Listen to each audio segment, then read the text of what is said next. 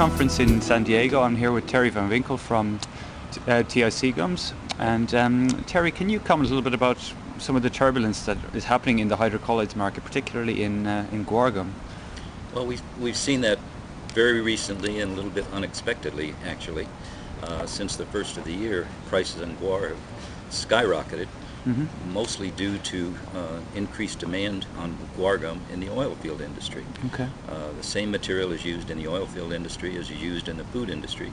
Actually, there's less restrictions on some of the bacteriological requirements in guar and some of the other potential contaminants in guar for the oil field, because they're just looking at that as a viscosifier, basically for a suspension of solids and things like that. And they're willing to pay about any price they want. With oil at $105 a barrel, why the demand is significantly increased, and so that's impacted the food guar market. Has this happened before when the oil prices have skyrocketed? It has. If you look back 10 years or so, I think there was another run-up on guar, and right now we're getting to the point where guar is it's still comparatively inexpensive relative to other materials, but pricing is $4 or $5 a kilo, as opposed to material that was running at about $2 a kilo early in the year. What else do you see happening in the hydrocolloid market in terms of the prices? Because the commodity issue has been very relevant across the food industry, and what other impacts has it had in hydrocolloids? Well, all the hydrocolloids, or virtually all the hydrocolloids, start out as a natural product. So there's an element of farming to everything. We saw it last year with agar and algins, as the crop of seaweed was down significantly. So consequently, the prices of those materials went up significantly. That's leveled off to some extent.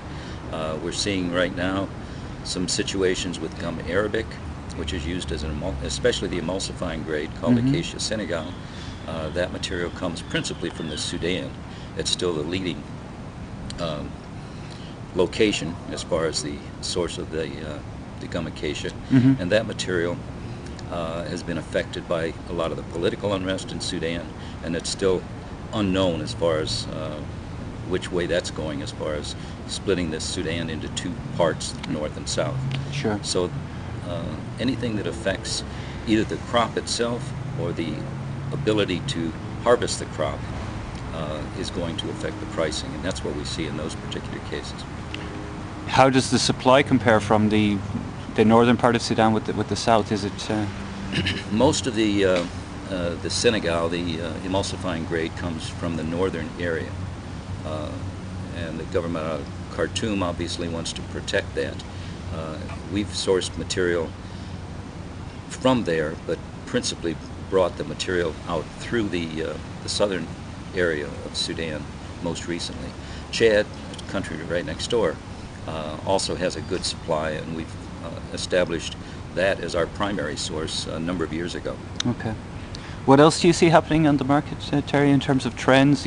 There's a lot of discussion here about natural, but also about GM sourcing, etc. The organic. Well, GM is not a major problem here in the States, and more so in Europe, of course.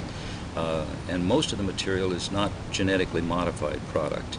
I mean, there is some as far as the cotton for cellulosics and things like that, but realistically, the GM is not a significant concern in this particular case. Most of these materials, again, whether it's seaweed or whether it's a seed gum like guar or locust bean gum or tara gum, or an exudate, a sap, that would be the gum arabic or the gum trag or gum caraya.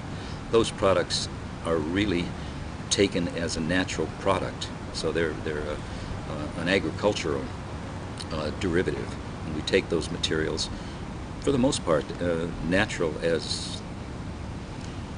would be considered natural because they're not chemically modified. The ones that are chemically modified would be the cellulose gums, the CMC materials, methyl cellulose, things like that. Okay. Terry, thank you very much. Thanks.